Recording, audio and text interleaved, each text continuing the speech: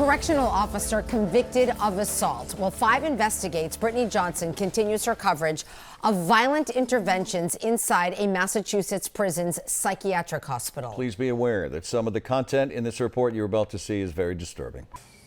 This is inmate Carrie Trapasso in a holding cell inside the psychiatric wing of a federal prison hospital in Devens, Massachusetts.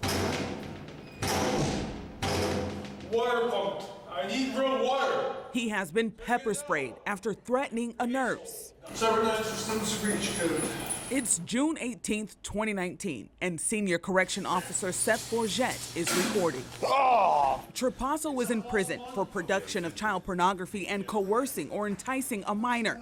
He is also, as a prison psychologist testified, perhaps the most mentally ill individual I've ever worked with, eating feces and drinking urine.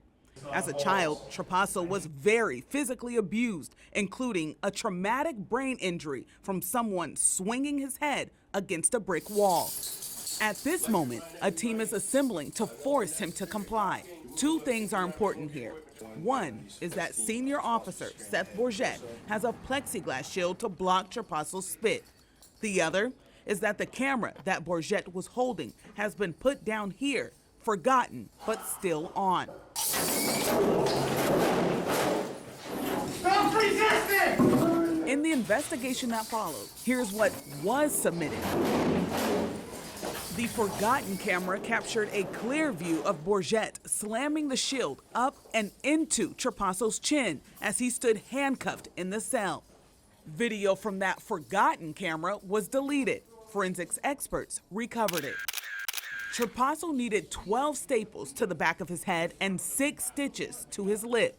With the help of the deleted video, Bourget was convicted in December for the shield strike and sentenced to a year and a day in prison. You put them in this line like a train going at 100% speed with a shield, and to expect that there's not going to be an injury when you have cement walls and cement floors is ludicrous. Bourget's defense attorney says he never intended to injure anyone and also never received training on using a shield during a forced cell entry. And I said this in my opening statement, that it should be the government, the Bureau of Prisons, sitting in that chair, not my client. And the reason being is the lack of training with respect to mental health inmates. We see in the Bureau of Prisons, in their response to mental illness, people with mental illness, is that it's oftentimes treated as a disciplinary problem.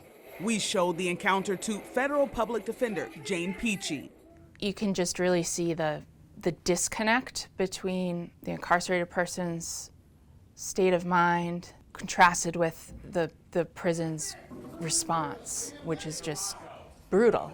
The Bureau of Prisons declined our request for an on-camera interview, but the chief psychologist did tell us that when dealing with mental health inmates in crisis, de-escalation is always the first line of defense.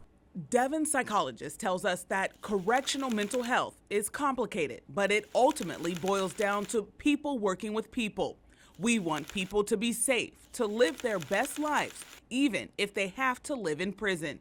And use of force is always the last resort, but sometimes necessary. The difficulty of keeping staff and inmates safe and treating serious mental illness is a challenge seen in these other use of force videos. This inmate in the mental health wing is refusing orders to move to a new cell. In this other incident, officers need to move an inmate who had been placed on suicide watch. The milk cartons you see on the floor are full of the inmates' urine and feces.